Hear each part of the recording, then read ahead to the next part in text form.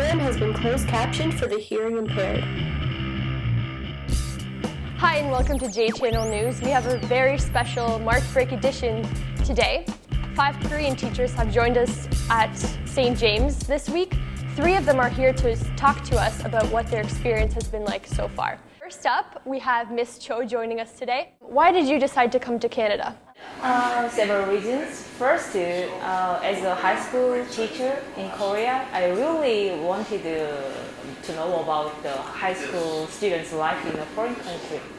And second, I think as a teacher, a good communication with students is very important.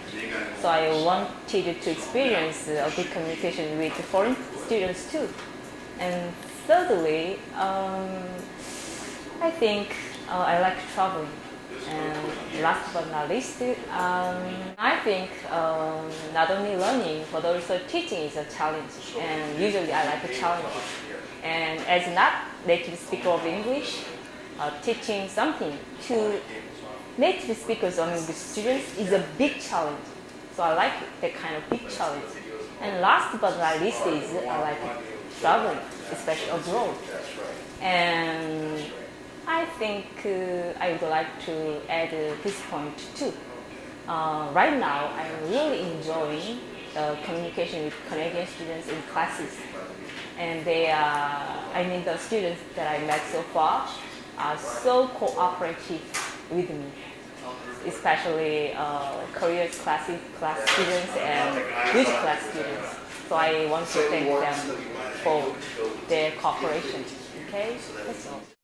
Thank you very much for joining us. You're welcome. Next, we have Mr. here to talk to us today.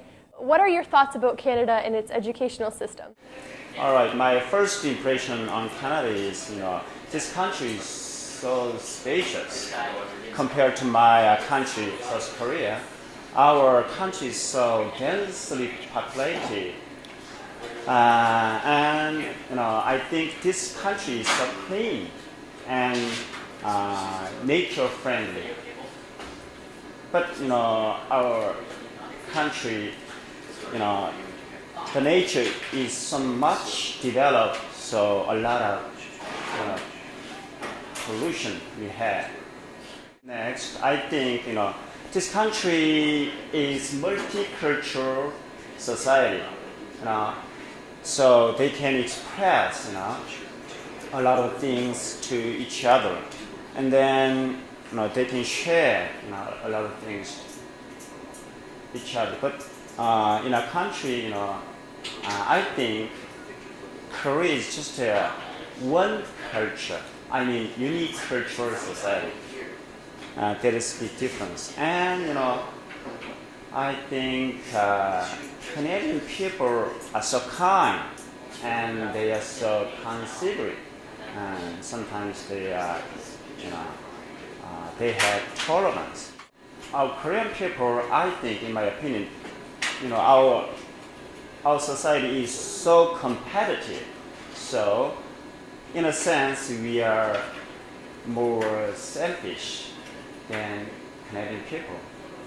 And I want to talk about Canadian educational system compared to Korean education system. Canadian school has just a small class. I mean, each classroom has within 25 members. But in Korea, we have about 40 students. And next one is Canadian educational system is student-centered, so they can participate in the class so actively. In Korea, just the class is a kind of teacher-centered, so our teachers are teaching like just a lecture. So students just a lot of note taking, no question. Thank you for joining us. Oh, thank you. And last but not least, we have Mrs. O joining us today. So can you tell us what school is like in Korea? In Korea, students can choose only a few subjects, and they can't choose any teacher of that subject. And they had to follow all the direction of their homeroom teachers. They have no makeup, no freedom of hairstyle in some school.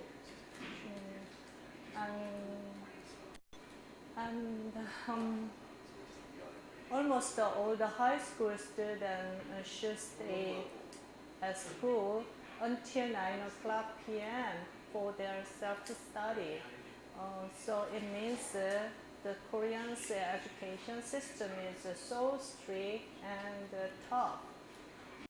In Canada, what I'm most impressed with is that Canadian school gives a lot of responsibilities to students than in Korea. Thank you to all the Korean teachers that joined us today. I'm Alex Godlewski. Till next time, hoping your news is good news.